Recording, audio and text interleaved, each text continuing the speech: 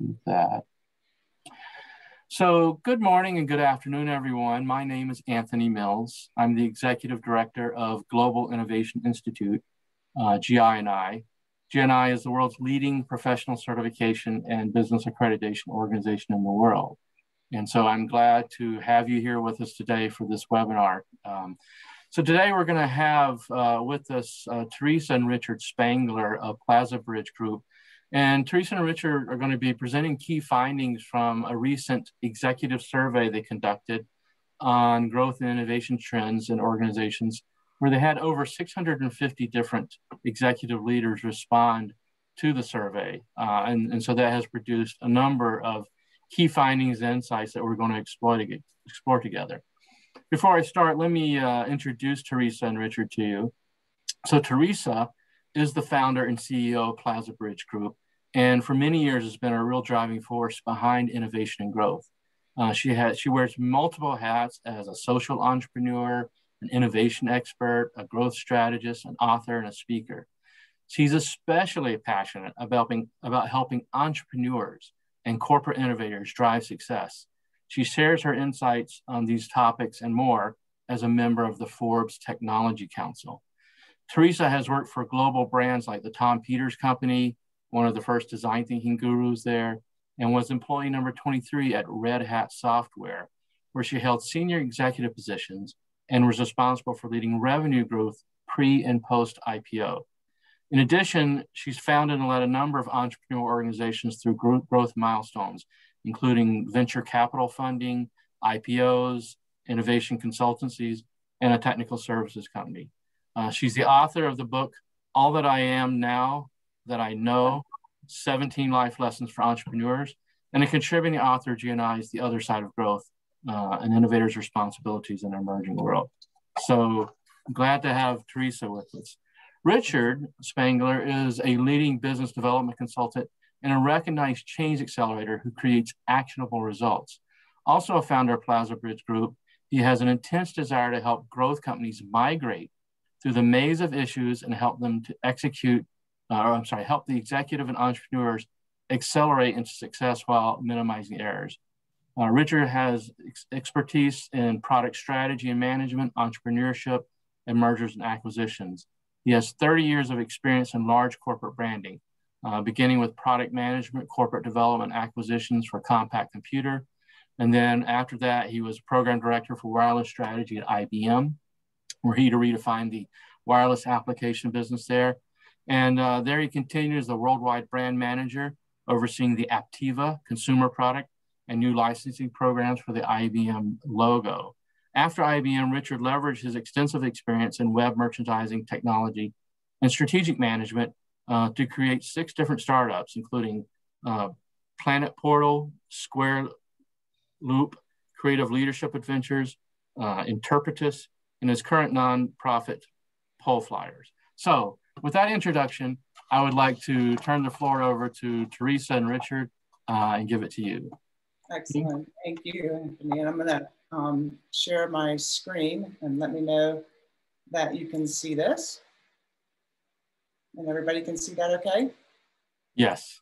Barbara. So first and foremost, in the chat, we have allows you to download this particular report. And Richard and I are going to go through more of the recommendations and the key findings on the qualitative level of the report, but I did want to share that you can get a copy of the report and that the survey items, and as Anthony noted, that we had more than 650 respondents, which was surprising to us. We didn't expect to get the just the numbers, the sheer numbers of respondents that we got. So one, we were pleased with that. Two, I think what, I'm just gonna scroll through this, what it indicated to us is that we're hitting a hot button that you'll see in the report, certain aspects of the report and the respondents' notations are a little bit different than the qualitative. And so what we want to do is go through the qualitative answers. We'll share a little bit about the survey results and then give you a chance to ask questions. And we want to make this interactive, so Anthony may interject some questions as well throughout. So first and foremost, groundbreaking innovation takes time, patience, and funding. And I bring this up, I love this book, Think Again by Adam Grant. I bring this up because these were some of the most noted needs and challenges in the survey, especially in the qualitative section, that time, resources, patience from the executive teams, and funding were some of the key challenges. So as I said, we got 658 respondents. What I want to do is allow Richard Spangler to go through some of the key findings and some of the recommendations or opportunities that we saw in that. And then we'll go through a little bit more of the qualitative. So Richard, I'll let you go through this. Thank you, Teresa, and thank you everybody for joining us today. I appreciate the opportunity to present these findings to you. I encourage interaction on these. Any questions, any comments or discussions around each one of these is certainly welcome. So I'll get started right off with the kind of the first finding, and that is that conflict between innovation and execution dominates the current business environment. We found quite a lot of reaction that executives have a real hard time balancing executing on the business, meeting the quarterly and periodic successes of the companies that they have to publish in their financials, and yet still leaving time and effort to innovate over time. There was a lot of kind of inconsistency in the way they reacted to that. On the one hand, they want to do innovation, and yet they would say, well, but we have to execute on the business. Number two, the need to collaborate with a larger network of partners, customers, and constituents is seen as critical to successful innovation.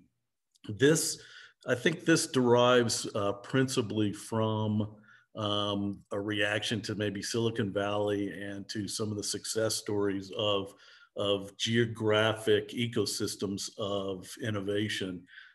Individual companies now are starting to realize that it takes an ecosystem of partners outside of the organization to facilitate innovation and to make it happen in any kind of meaningful way. Innovation cannot happen by itself. You cannot do it alone. And some of the executives that we surveyed are starting to realize that they have to come up with new strategies on how to reach out to an ecosystem. One certainly having how do you define that ecosystem? I think they're grappling with that. Leadership and innovation starts at the top and must be integral to company culture. It kind of gets to number one, back to number one, imagine if a leader stood up and said, listen, we value innovation and we value, outside in thinking, but wait a minute, we have to meet our weekly and monthly and quarterly goals. It provides kind of a mixed message between that. And so the reaction really has to be that leaders have to clearly define the priorities with respect to innovation and execution and clearly define that balance. Innovation is used in multiple contexts, from novel idea generation to incremental system improvement. So the word innovation is often thrown around in companies kind of willy-nilly, but the important thing here is that the leadership define what innovation means to the organization and what does it involve? Does it involve a long-term, far-reaching market disruption innovation, or does it mean we have to simply improve on an incremental engineering project, or does it require cutting costs in the supply chain? The executives that we surveyed recognize that as something critical to innovation in their company. A large segment of respondents view innovation as the domain of special projects. we saw a lot of response saying that innovation is really something that becomes a special project that then potentially gets back to the regular operations of the company, and consequently that it starts with a special project and then migrates into the company. It is apparently the general construct of the way innovation works in the survey and the survey respondents that we had. With respect to, I just got a question. So the question is, how does that relate to developed and developing economies, especially with the idea of, I believe, special projects or idea generation? I think with respect to the two types of economies, again, I think it's absolutely critical that the leadership of whatever organization defines what is meant by innovation and what is the measure of success in innovation. Because I think the resources often constrain the organization in terms of how they view innovation. And in the developing economies, they might not have the resources, they might not have the ecosystems, and but that doesn't mean you can't innovate. It certainly means that you have to define it in different terms, and if you spend time up front defining it, and defining it accurately and clearly, then I think you have a good chance of making progress. How much progress is certainly up for debate on any kind of innovation. Innovation is a process, not necessarily an end goal. A large segment of respondents view innovation as domains of special projects. I mentioned respondents take one of two positions. Innovation is a discrete process versus innovation is pervasive in the company culture and act upon continuously. So there is a recognition, and it does get back to the number one on our key findings list innovation could be a special projects, discrete event where you take 10 guys or 10 people and you put them in a corner and you say, hey, come up with some innovation. And then when they come back with something, that's the innovation and that's where it ends. Or it becomes inherent in the culture of the organization. It becomes part of the way the organization evolves. One of the antidotes to the special project viewpoint is many companies will allow their employees to spend 15% of their time on innovation and creative pursuits within the organization, which does encourage everyone to participate in innovation. And it encourages a continuous process of innovation and ideation within the organization, and kind of counters that special projects role. They're not mutually exclusive, obviously, but there is a growing realization that it has to be continuous in some manner. Number 7, an emerging source for innovation, for example, ESG strategies, is gaining awareness. So often innovation can be jump-started or kick-started by an external trend in the marketplace, and recognition of that can lead to innovation within any organization. One of the current trends is ESG, which is environmental sustainability and governance, is impacting the way companies operate, and in fact is impacting the way companies are receiving investments. So naturally that offers a market opportunity or a market-driven opportunity to create new innovations. Innovation skills are in high demand, especially with existing employees. For those companies that do realize that that innovation is a continuous process and something necessary to support the company, support the business over time.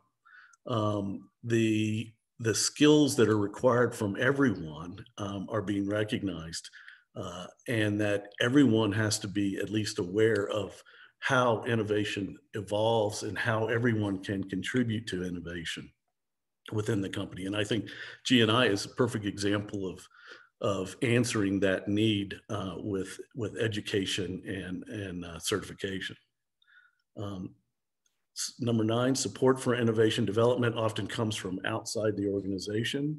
Again, it gets back to this recognition that an ecosystem is critical to innovation within the company, and that that bringing in outside organizations or outside influences, whether they be market, whether they be investment, whether they be additional companies that exist in the marketplace, is critical to jumpstart that innovation and accelerate innovation with the company. So the recognition is that executives and leaders within organizations need to take an outside-in viewpoint, and which basically means look outside the organization for additional ideas and additional collaborations to help with innovation.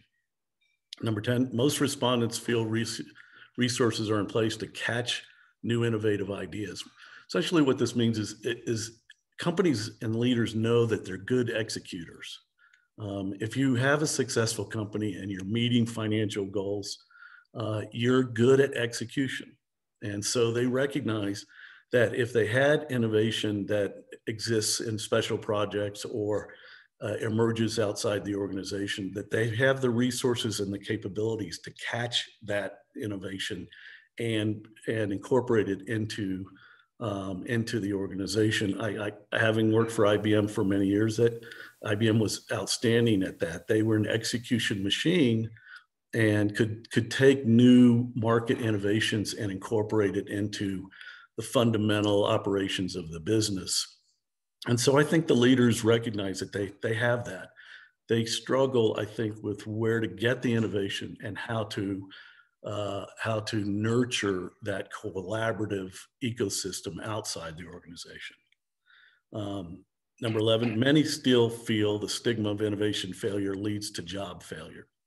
That came across quite apparent, that even though we talk a lot about fail often, fail fast, and move on and learn and use it as a learning process, that executives and business leaders still consider it a high risk proposition to champion an innovation within a company, because if it fails, it hurts their career.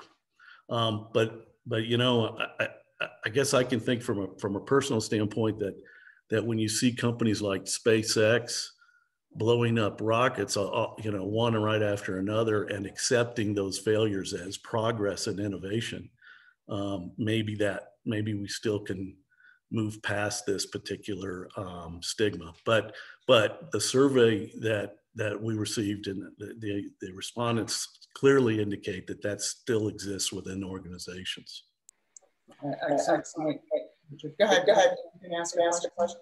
Yeah, well, I have a number of questions and we can go back and forth, on these.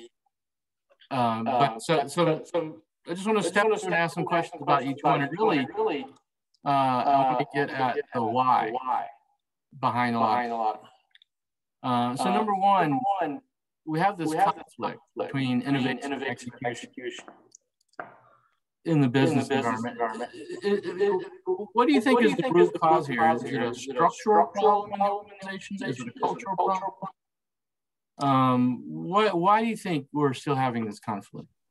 Well, I think it's both, really. I mean, from a structural standpoint, when you have to report the status of the business to the outside world or the financial world on a quarterly basis, that you just naturally tend to operate on a quarterly basis. In fact, I know from experience that discussions of innovation always seem to emerge at the beginning of the quarter and somehow get short rift or slighted towards the end of the quarter because of the requirement for reporting on a quarterly basis. And this is not a new idea, but it still exists, and it's still a source of challenge for business leaders. Yeah, but it sounds like there's a structural element to it as well. There's because there are a lot of organizations that struggle with this less because structurally they have set up processes and groups and things to deal with this, and they have protected those, if you will, I guess, structurally in their own sort of, it's a different set of metrics they're working against. They have their own separate budget. So, I think you're right in the majority of organizations, but I do think there's some solutions out there. One of the, I was able to participate in a conference last week with the DuPont innovation head. The role she takes is the CTO and head of sustainability. And she brings up, as little as 5 years ago, DuPont wouldn't tolerate because they were looking for immediate ROI on innovation. And they didn't have the structure or even the really thinking about the domain expertise that they wanted, where they wanted to place this emphasis. And it wasn't about putting so much emphasis on one big idea, because the payback on that one big idea had to be so great, but to play with multiple ideas that were going to impact the business and give them time to iteratively grow, that became more successful. But she also brings out that the CEO's mentality and culture and his acceptance of that, and not focusing on the return immediately, but looking at that longevity of the return and what's going to impact them in the future, was critical. So I think that's the shift that needs to happen. I think you hit the nail on the head. That's exactly right. And that example from DuPont is like, it's a cultural change, and culturally understanding that, innovation and is investment on a bunch of, little things that you're developing and growing, and they will take time, and that takes patience. And so you need a different structural approach to protect that. But it starts with the cultural understanding, and then it moves on to the structural arrangement to protect for that.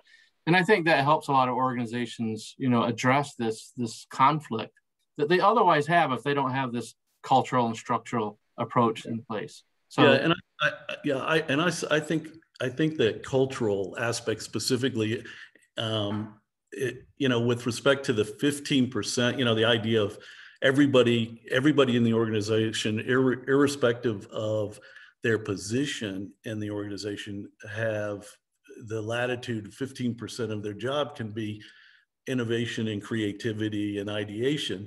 And Barbara's right in the sense that her comment about, leave innovation to the R&D and everybody else stay out of it, is I think not the best approach. But you do have to shift culturally. It is quite something to reward or encourage every single individual in the organization to innovate around what they're doing in some way. And Barbara, to Barbara's point here, Barbara, you're so right. The R&D group is for innovation. The criticality of having a pipeline of innovation and innovation ideas and IP is so important.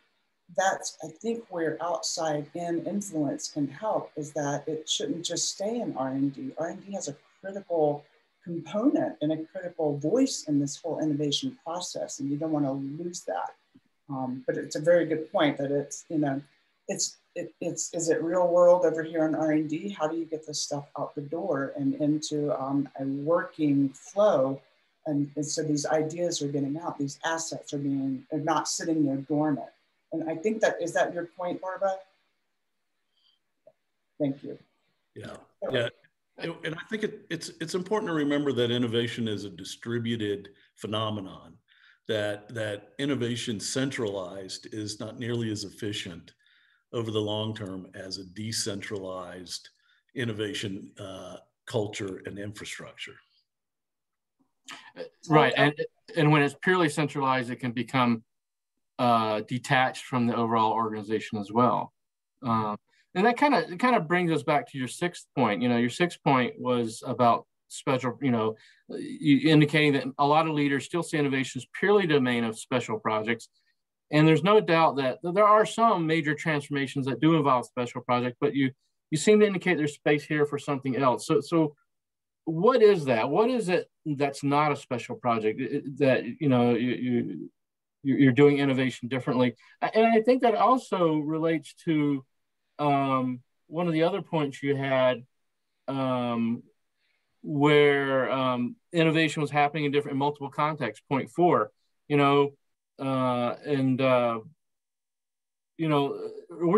one was it about being? Well, let's go with number 6. So that special projects versus not, where it's embedded into the culture. What does that look like? Tell us more about that. Yeah, I would say, and I'll let Richard chime in. Special projects, in the context of the way that we're seeing the answers and what could or should maybe be, special projects are closer to today's current business need. So you have innovation, but that innovation is not broad-based, big idea, 50 million to a 500 million. How am I going to get 50 to a $500 million big idea of top line growth? Where special projects might have more iteratively to current day-to-day business innovation projects. Richard, is that how you saw that? Yeah, well, I mean, I also think that if we get to the why, if I were to conjecture as to the what's behind this issue is, I think it is almost a risk aversion tactic that hey, yeah, we're doing innovation, but it's a special project over there, so I don't have to risk my executive career on what's going on over there because it's kind of contained. And I mean, that's why a lot of companies hire consultants to come in and do the special projects so they can blame them on if anything happens. But I think you can see, or at least kind of infer from this information also, is that they know that is not sufficient. Maybe it's necessary, but not sufficient for an innovation culture or an innovation success in a big way. There is positives, though. The special projects can be an outside-in special project. In other words, bringing in from the outside a group of individuals or perspectives to influence the organization as it works on its normal path. But it also, facilitates the need for developing a broader ecosystem. Special projects are often designed specifically to create a broader ecosystem of knowledge and influence within the organization. So I think it can be leveraged properly with the right perspective and the right understanding of what it really is capable of doing and impacting within the organization. Very good. So then I wanted to talk about, it was your sixth finding where you identified this dichotomy in how innovation is actually practiced in. Either it's a discrete process or it's kind of blended into the whole culture and acted on constantly, which seems to indicate the leaders view it as black and white. It's one or the other, one approach or the other approach. So in your own experience, do you think there's a right or wrong answer there? Is there a place for a balance between both approaches, or what are your thoughts? Well, I think first the number 6 was a summation of the response we got from the executives. So I think the executives, that at least in our survey, think of it in that dichotomy way, right? So and I think that illustrates maybe the educational requirements that they have for on innovation, the maturity of their innovation thought. Because I agree, I don't think it's one or the other. I don't think it's mutually exclusive. I think that it's a blended perspective, and that managing that blend in terms of how it best fits your organization and how it best fits your objectives for the organization as an executive determines really what that mixture looks like. And it very much is a mixture. And in terms of right or wrong or best or better, it really depends on what the organization wants to try to do. I'm a firm believer that leveraging both in a mix is the way to go. All right. Yeah. Teresa, did you want to add to that? The only thing I was going to add is that, engaging in the engagement process for your employee base, it's like, if they're not engaged, there's times when you want the discrete process and you don't want it to touch day to day. You don't really want to involve too many people too soon. As you start to open that door, though, and in a more pervasive innovation process, engaging the employee base is highly, it makes it more successful if they are totally engaged in the process of where we're going. And so I think it has to do with, again, that culture. Are you building a culture where you want more highly engaged employees, you want them there for the long term, and you're upskilling them, because that's critical. You can't, if you throw stuff out the door and there it is, and then you want them to get engaged and they're responsible for making it successful, it doesn't work. And so I think that's also part of that answer is what we were saying. But I think Richard really kind of hit it on the head too, because the problem here is as innovation experts, we know there's a way to take both and actually blend them together and meld them together and make a proper program that fits custom to each organization and how it works. But the problem here is that the executives don't understand that. They think it's one or the other. It's a dichotomy in their head. It's a black and white. And I think our task, in educating industry is to really help them open their eyes and understand, no, there is a way to actually, drive both a very discrete process and maybe top-down innovation and drive bottom-up innovation and engage your entire community and blend these together in a proper way. It's not just one or the other. It can be some of everything. Right. And it does start at the top. I mean, it has to be led by the CEO and have the mindset of, everyone having that sort of entrepreneurial mindset in the company. It can't just be the innovation officer. That's where it stops, because if the CEO and the board of directors is not on board with that, it doesn't work. But let me, if I could just take a few seconds to illustrate a specific example of how you have to really mold whatever your approach is to a specific culture or specific company. Even let's just hypothetically say that a special project is set up for any company, XYZ company, and the special project comes up with an incredibly innovative, great idea.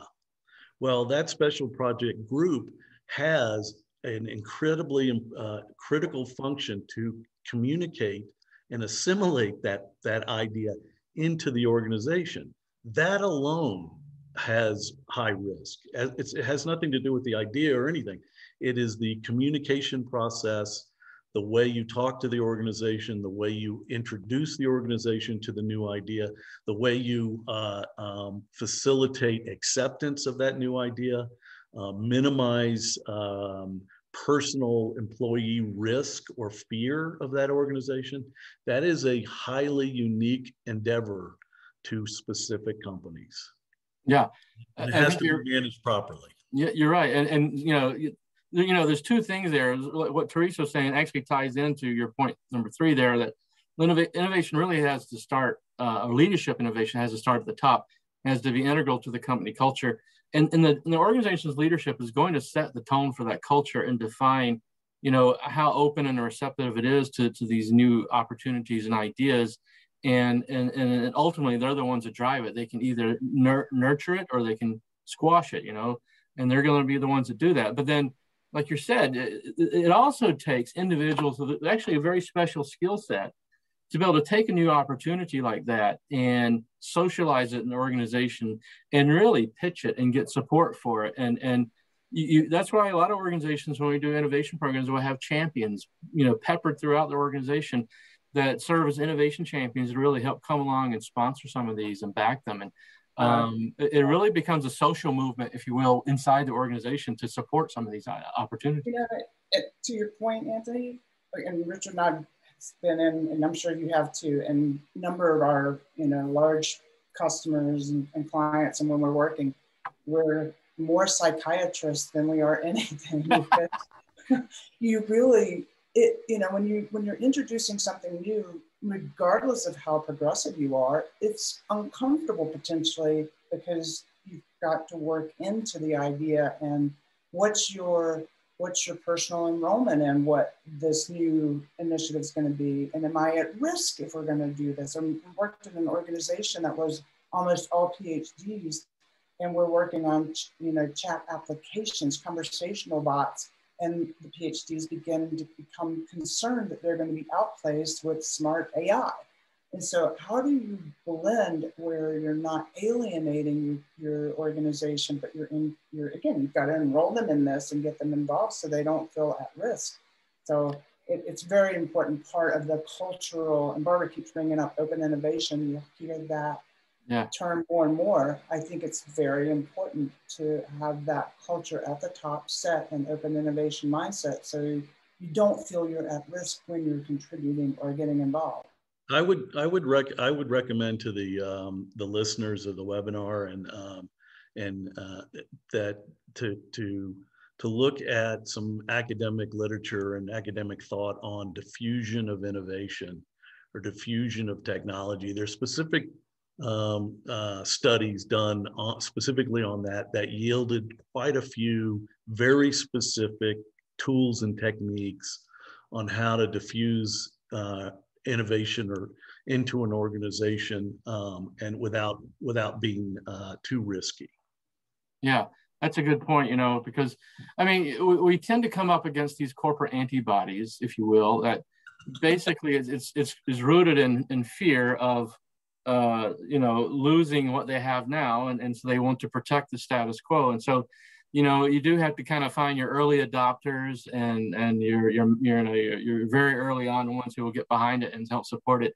And eventually the rest of the organization will often come along, but they have to kind of know that there's a safety net for them in the process, and you're not just going to innovate them out of a business unit, innovate them out of a job, and so those are legitimate fears that, professionals have inside of organizations and leaders have, that your innovation is a threat to our existing business. And so, what's the future path? So that's very important. And, I think that ties into a lot of things here, culturally and structurally. And I think just leaders proactively sitting down with the organization and saying, here's the process and here's how we address innovation. And some of these are going to be existential threat to other things we're currently doing, and how does that work out for everyone in those? What's the process?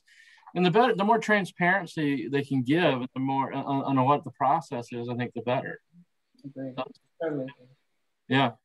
Yeah, and I think we'll on the diffusion idea, we'll try to provide some links to specific literature, academic literature on that.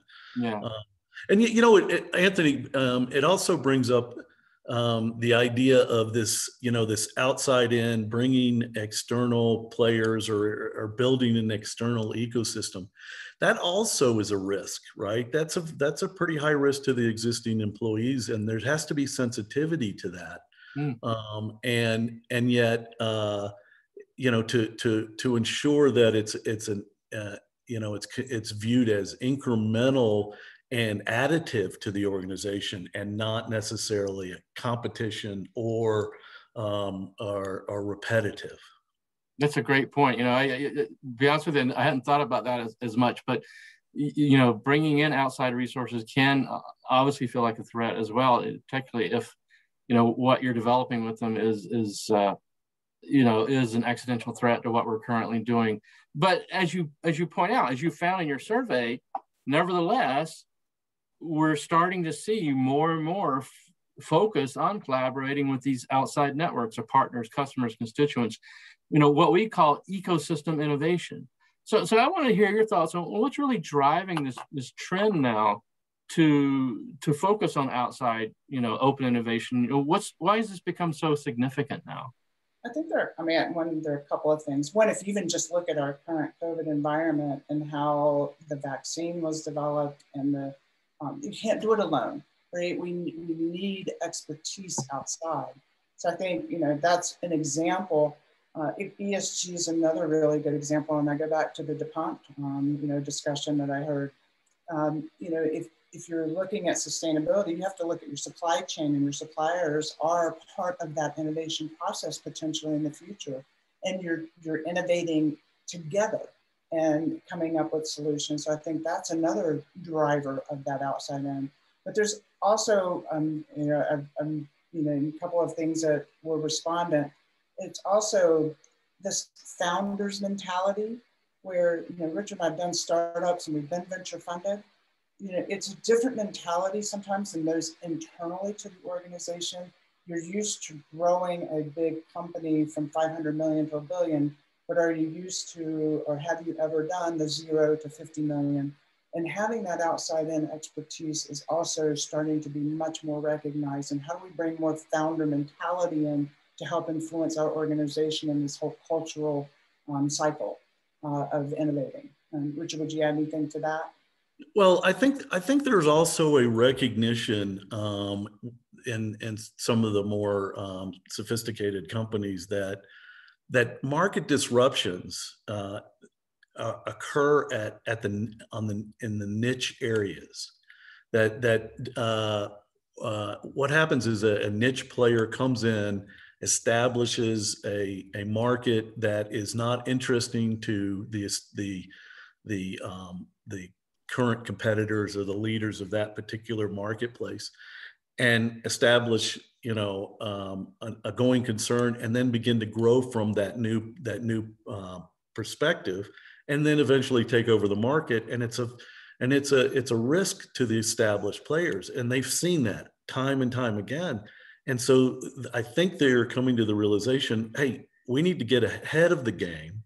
We need to start reaching out to the small niche players that are doing the kinds of innovation, and work with them, not only for additive innovation, but also to mitigate the risk of being disrupted by that. Perfect example is the current fintech financial technology marketplace, where fintech apps are popping up all over the place.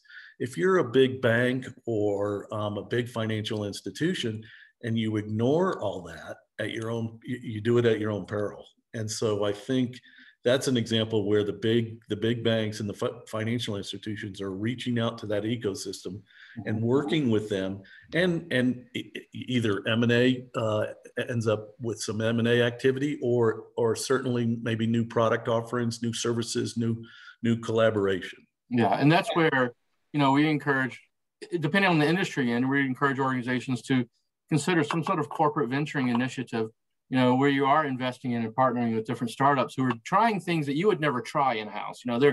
They're out there on the edge, and they have a radical new business model or a radical new approach with the technology that your traditional organization might never try. Well, invest in them, partner with them, because I see it as an insurance policy. What if what they're doing really takes off and becomes the next wave of our industry? We want to be invested in that. We want to be a part of it, and we want to join them, not be defeated by them. And that may, we may just end up buying them, making a new business unit, and closing the old business unit, and that becomes the future of our organization. So, absolutely great insurance policy. I think that's a great point, Anthony. Is do you have to do the whole innovation inside, or projects that Richard and I've worked on? It's do we build it? Do we buy it? Do we, and so that whole idea of venture studio or internal venture capital where you're actually looking at all these new little niche players and you're deciding, do we buy one? Do we actually invest in it and help them grow until it gets to a point?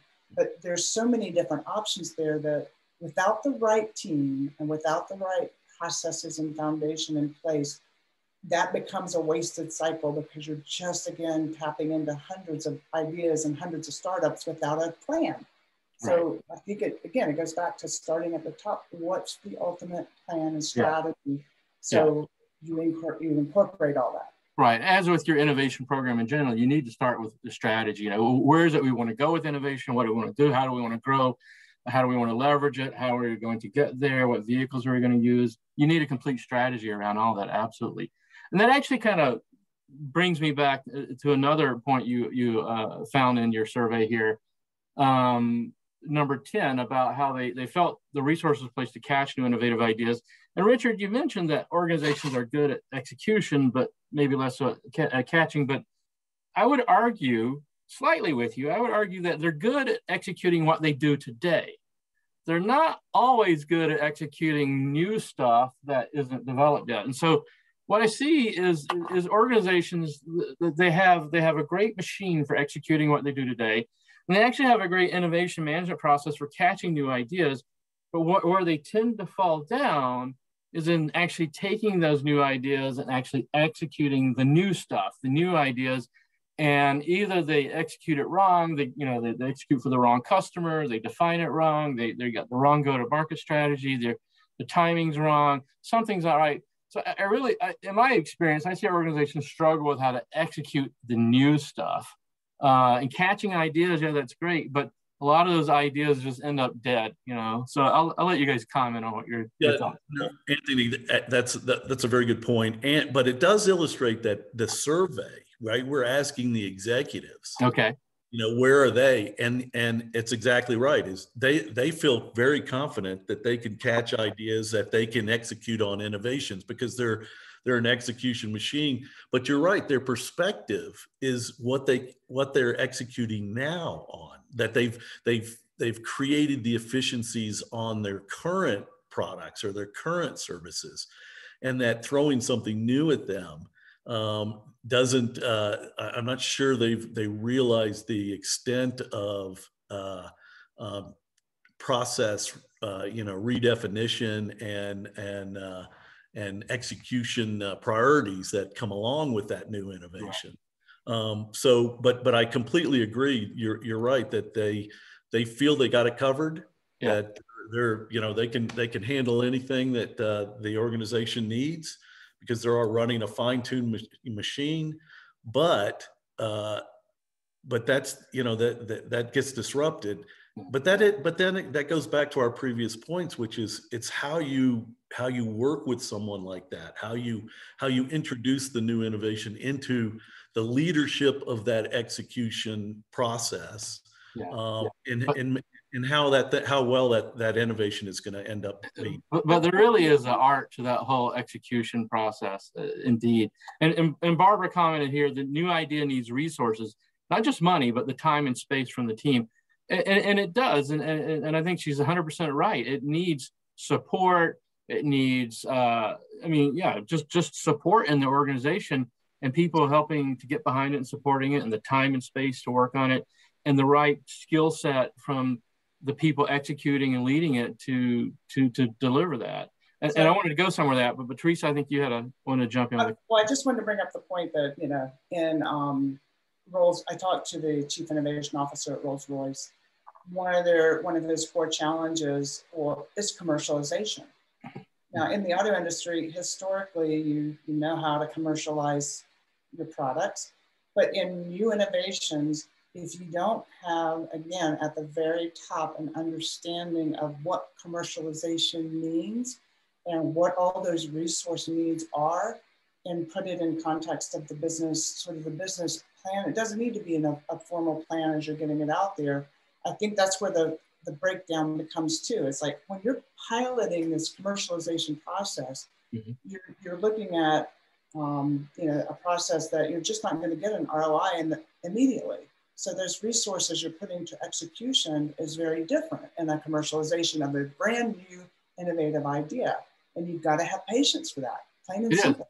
You're right. And the skill set to incubate new ideas and the go-to-market strategy and how to get them launched and to grow them from a seed up to a real business is really a very different skill set than growing our current business. You know, it's totally different, which actually brings me to your eighth key finding here. And one I really wanted to hit on hard here is innovation skills are in high demand, especially in the existing employees. So, you know, that's what our findings suggest. But how are organizations actually going about building those skills? Is there any sort of organized effort toward training and professional certification and special assignments or conferences or what? Or are these leaders just sort of randomly leaving it to the people to go read some books about innovation on their own and hope for the best? You know, it seems to me that if these leaders are really serious about developing those skills, then they're going to be far more intentional and organized about actually building them into the organization. So I'd love to hear your thoughts on what's going on there. Well, I have two thoughts on that. One is the way I read that particular response from the executives was that they valued those skills in a new employee. So okay. It was almost a hiring strategy as opposed to any employee development. So I think they have a long way to go on that for sure. The other idea is, and I gave a talk recently on this, is the development of translational intelligence. You know, everybody, you talk about your job, and the buzzwords are emotional intelligence. Can you read the room? Can you work with lots of different people, diverse people?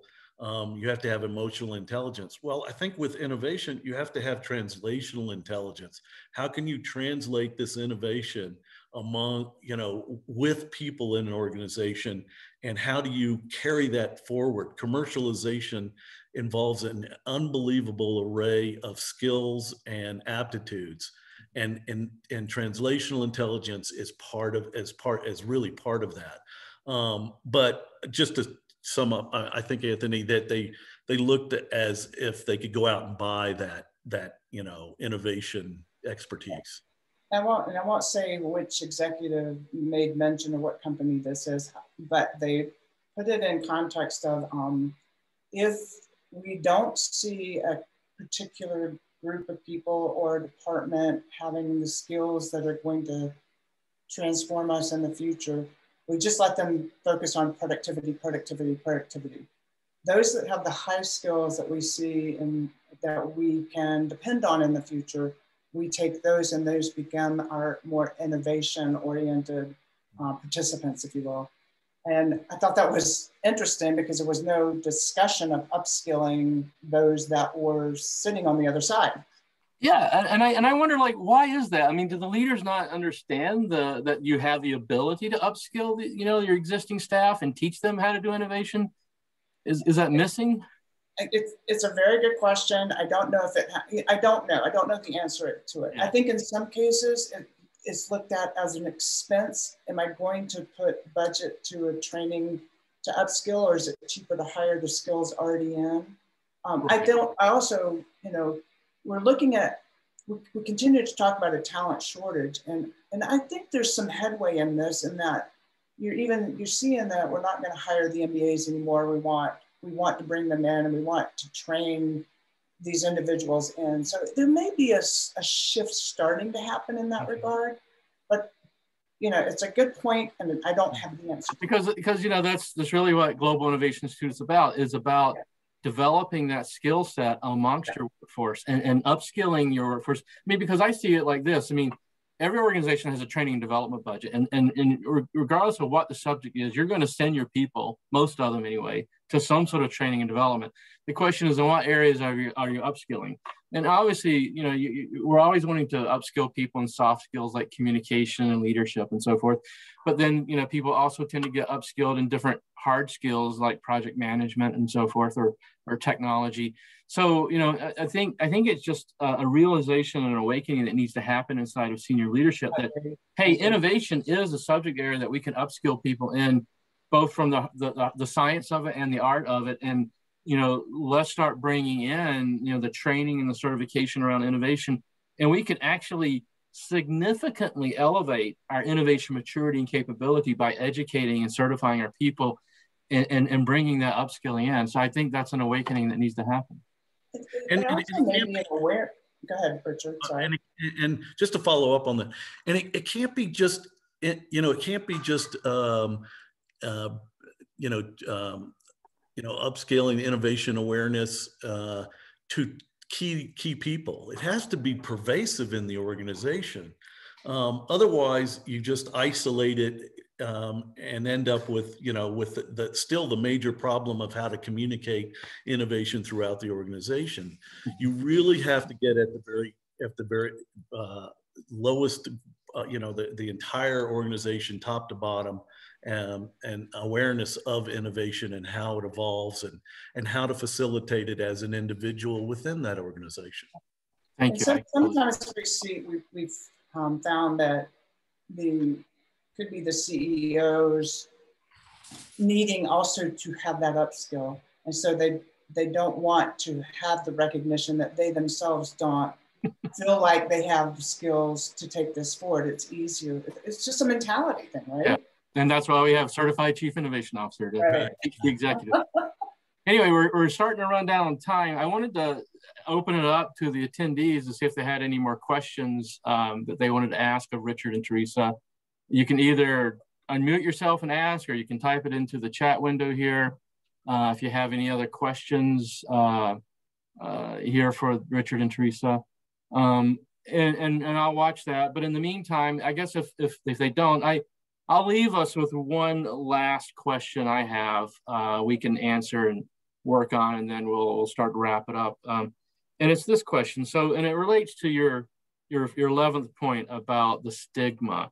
So, that many still feel the stigma of innovation failure and how it hurts their career. So, in your perspective, do you see any hope and light for this? Is there going to be a new generation, maybe with millennials or Gen Z, that finally they bring into the realization that our best workers are the ones that, as I say, plow new fields and try new things, even though they fail at them? And they're not the people who are just trying things over and over and over and are doing the same things over, but trying new stuff. So when is our leadership going to wake up to this and, as I say, stop being corporate zombies, but really embrace people and support the people and encourage the people that try new things? I'll give you my quick perspective and let Richard chime in. I'm seeing a shift, but I think it's in conversations like this and getting much more involvement from the C-suite on how, especially now, right, that this transformation of their companies, they're going to get disrupted. They're going to continue to get disrupted faster. And if they don't have the confidence in their team to be able to carry innovation forward, they'll all fail. So, if they fail, I fail becomes a real big incentive to start to get rid of that stigma. Personally, that's what I'm hearing. And I believe that outside-in influences are coming in to support that, educating the C-suite, educating and organizations like yourself, where you are bringing process and more ability to be accountable for success along that path in a realistic process timeframe. So I think those things will help a lot. Okay. I'm just to follow up on that. I'm very hopeful that will change, and I would anticipate that it changes not only from a demographic standpoint, younger workers being much more inclined to think out of the box and be a little bit rebellious on what they're doing, but also that there's some key successes in the marketplace that demonstrate how failure can be beneficial. I mean, I spoke earlier about SpaceX.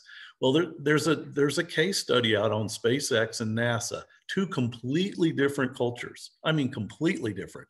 And NASA in the beginning thought SpaceX was crazy because they kept doing things that broke or that blew up, but they kept moving. They moved so quickly that now NASA is a believer in that type, even within the context of rocket launch and space activity.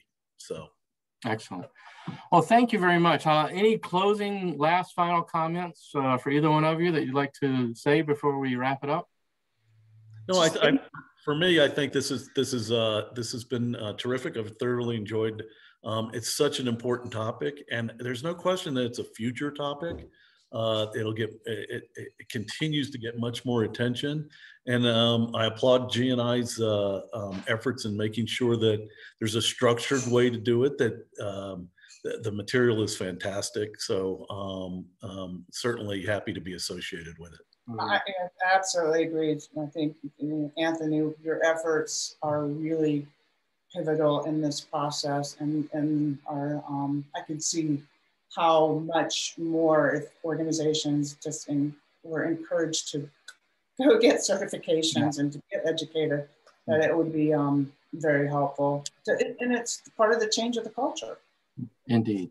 Well, very good. Thank you so much again, Richard and Teresa. We really appreciate having you here with us today and your feedback. And Barbara just gave you a thumbs up, right? Yeah, and thanks, Barbara, for all your comments, and everyone for asking. And also to Owie and Roxit and for your comments. Our pleasure to bring this. So we will follow up with everyone that registered for the webinar. We'll send out this presentation and the recording of the webinar, and you can view it afterwards. So with that, I thank you, everyone, and have a great rest of your day.